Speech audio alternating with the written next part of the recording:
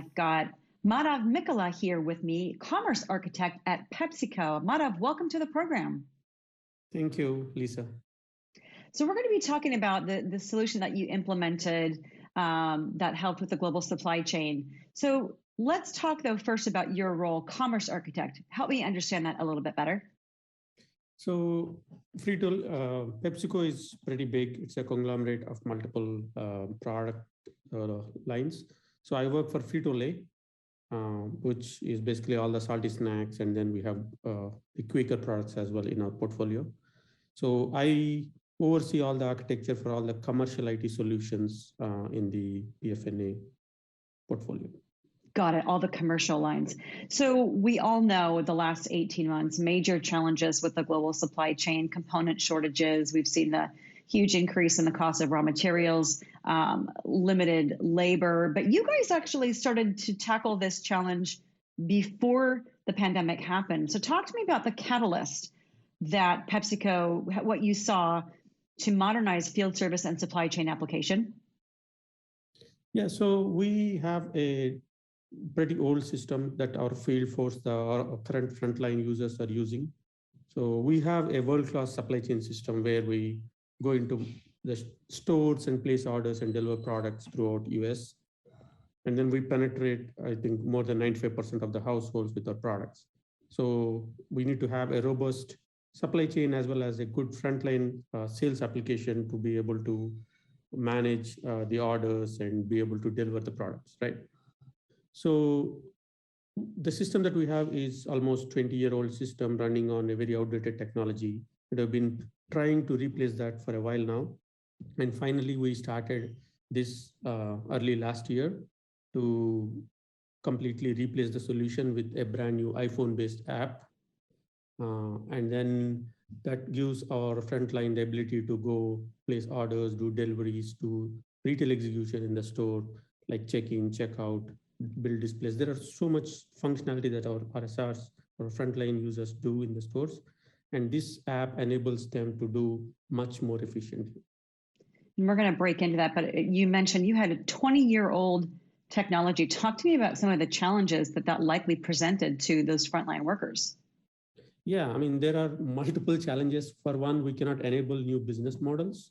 So business wants to come up with new ideas for to be able to implement in the field. But with our system being so old, it's so hard to implement anything on that one. And then even the physical device is not scaling. It had a lot of memory issues. So it's time for it to kind of retire. And also the technology we use, the 3G technology is retiring pretty soon, early next year. So we will definitely need to move to a new solution. And this is one of the must things we have to do right away. So that's where we started the project, and we are in pilot phase right now. What would have been some of those negative consequences had you not undertaken the effort? I imagine from a competitive perspective, knowing how much competition's out there, what would some of those challenges have been if this had persisted? Yeah, so one is the stability of the application, right? So the frontline users have to spend more time because the app is not stable, the current one. So that reduces the efficiency of our sales force, right? And then on the other hand, we also not able to put new features or new business models, enable new business models on top of the existing ones. So we are losing out on some of them because of our outdated system. So that's one thing we want to solve with the new one. So this is really critical to really evolve PepsiCo's business at its baseline, right? That's true. Yeah, this is very critical application that we are building. And this will enable us to do a lot more things in future. And we can come up with new ideas, including like virtual reality or connecting to multiple systems. There are so many new ideas that we want to enable once we have this in place. Awesome. Talk to me about why Couchbase, and then tell us more about, you started to talk a little bit about the solution, but let's go ahead and dig in and unpack the actual solution that you implemented. Yeah, so this is we call it an ERP on a mobile device because it has so much functionality. As a company, Frito-Lay we have been over 100 years in this business, right? We have so many optimized process that we have that kind of led to some rigidity in the system because we want to do in a particular way because that's the best way to do it as part of our business process. So what we're trying to do here is take that business process and also provide an app that will enhance it and then connect to more systems. So that's what we're trying to do here. And then on top of that one, we will replace all the existing peripherals that we use with the new technology like Bluetooth and all, so that they are much more faster and it's a lot more productive for our frontline force. Sounds like a lot of sales folks are going to be a lot more productive. Talk to me about where Couchbase is as an integral component to this new system. Yeah, so one of the key requirements for this app is an offline mode. What that means is one of our sales force who go from our DC to all the stores should be able to run the whole day without any major disruption, even if they're not connected. Let's say, because when they go into big stores, typically there's no connection, they're all metal boxes. So the cellular reception is not there. But most of our work that we do from our frontline is within the store. So it has to be a full offline where we have to have all the data within the device and we should be able to place orders, create inventory records or adjust the inventory and then create invoices. All the majority of the things that we do are in the store and they should be able to do without the connection. So that's where we explored multiple options and kind of zeroed in on Couchbase, where we bring all the data into a Couchbase database on the device and then sync it when there is connection. But if there's no connection, we still have all the data on the device and we can go do all of our duties in the stores without any issues, even if it is not connected. So the sales folks can be in the stores with their mobile device doing all of the transactions that they need to do with the stores, regardless of if there's connectivity. Talk to me about what happens when they get back to connectivity and the Couchbase database sync. Yeah, and the other big thing we want is instant connect. I mean, when there's connectivity, we want instant sync with the backend, right? If there's new data that comes, we need that in the device.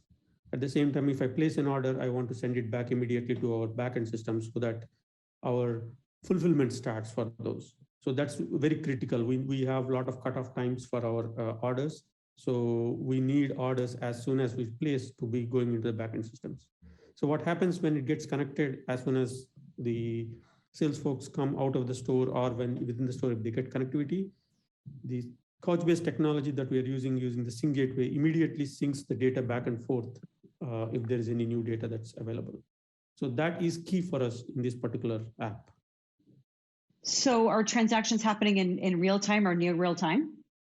Yeah, so the data flow happens in real time when there is connectivity. But when it is not connected, still it doesn't have any issue with the actual transactions. The RSR can go complete anything that they want.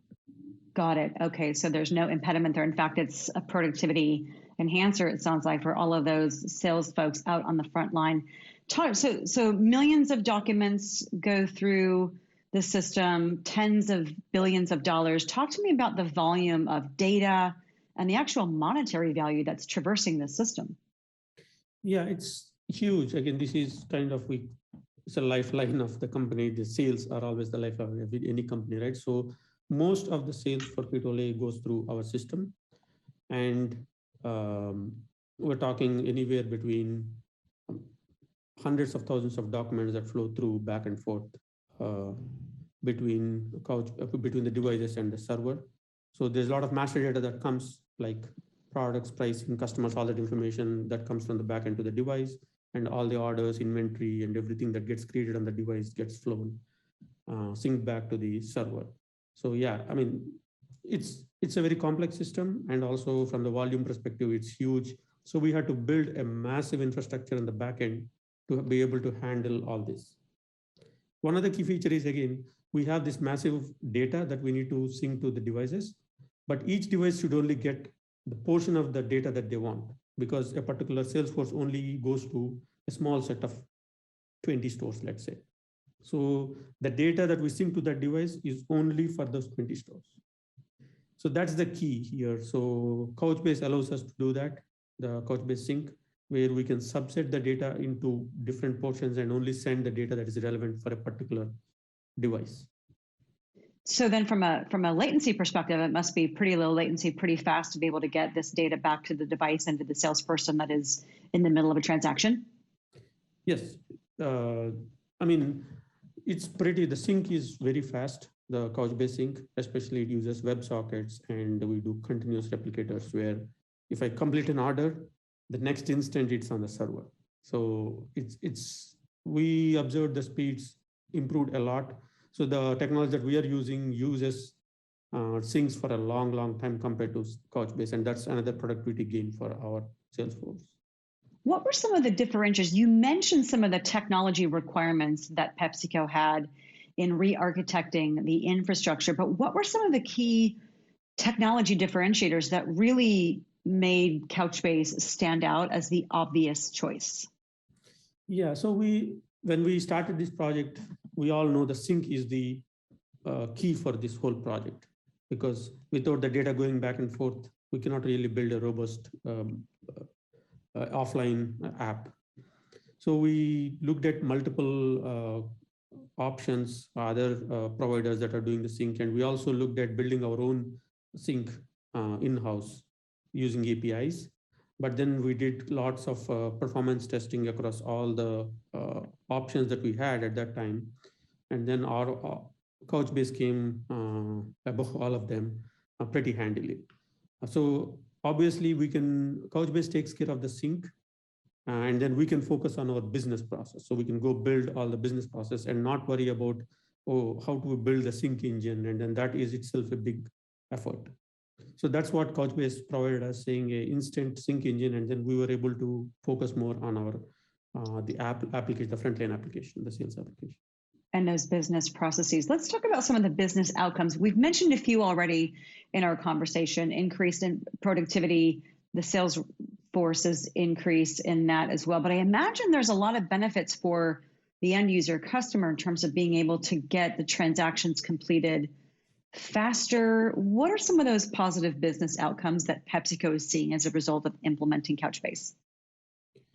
Yeah, so you hit on a couple of them, right? The sync times are definitely a big factor, where that will directly give more time for the sales folks to either go to more stores, or even if they go to the existing stores, they can spend more time with the customer, merchandising and making sure everything is correct. So that's one. Also, the new app uses connectivity to a lot of new peripherals that are not available on the previous platform. Also, our folks are very enthusiastic about using a new app, right? So it's like coming into the 21st century for them, using such an old app for a long time. So a lot of things that they can see the images of the bags while ordering, which was not a feature earlier. Some of them are small, but they make a huge impact on our users. So yeah, I mean, and then this is just a start that we are doing. And then once we are able to completely implement this one, we have a lot more going into in future. I was just talking about, we can do virtual reality or show them how to sell using virtual reality. We can show a display to a store manager saying, hey, I want to put a display here and this is how it looks. They can show it on the phone directly than just explaining and showing some paper images. So there's a lot of possibilities. A lot of improvements to the customer experience, it sounds like. It sounds like adoption is quite high for your folks who are used to 20-year-old technology, probably being very excited that they have a modern app. But talk to me a little bit about the appetite of the organization to continue modernizing the application infrastructure and presuming going from older technology to that 21st century like you talked about. Yeah, so in other parts, we are already modernized some of these. So we have been on this journey for the last 4 or 5 years, building multiple digital platforms. So one of the examples I can give is when COVID hit, there's a lot of disruption for everybody, for the consumers. So they're not able to find the products in the stores. A lot of people are afraid to go to the stores to even buy products. So we reacted very quickly and opened a consumer website called snacks.com, which Pepsi never sold it to a consumer directly. We always go through our stores, but the first time we opened a consumer channel, and Couchbase powered some of it for the backend purpose. So this is not a mobile app, it's just a desktop app, but we already have been on the digital transformation journey even before we quickly turned in the COVID for the snacks.com.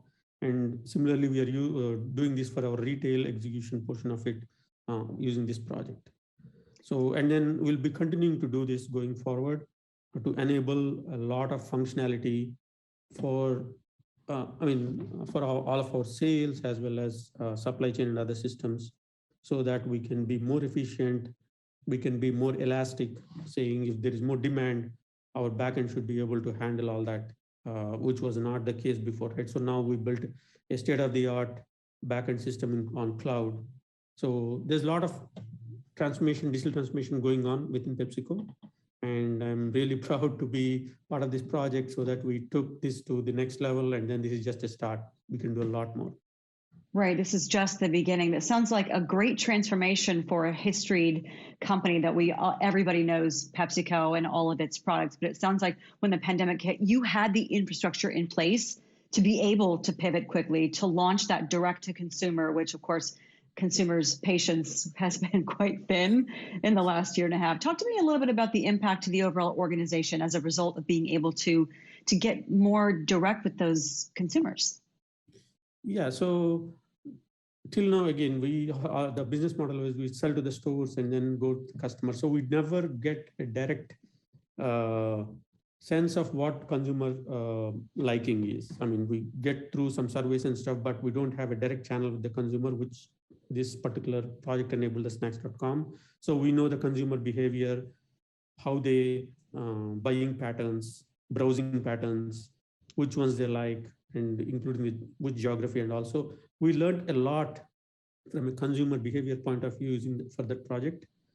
And then we kept on enhancing. So one new thing we introduced was called multi-pack, where the consumers can come and make their own multi-pack. Basically, they can say, okay, I need this many of this particular product, and make their multi-pack, and we ship them that customized multi-pack.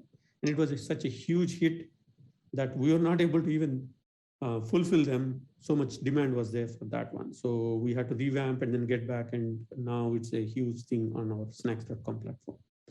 So all of this is possible because we had a digital platform underneath that supports this kind of innovation. So the new business models are just coming to life within weeks or even few months. And that's what we'll be trying to do with the new platform that we're building for this app as well, where we'll bring in a lot of new business models on top of what we have already.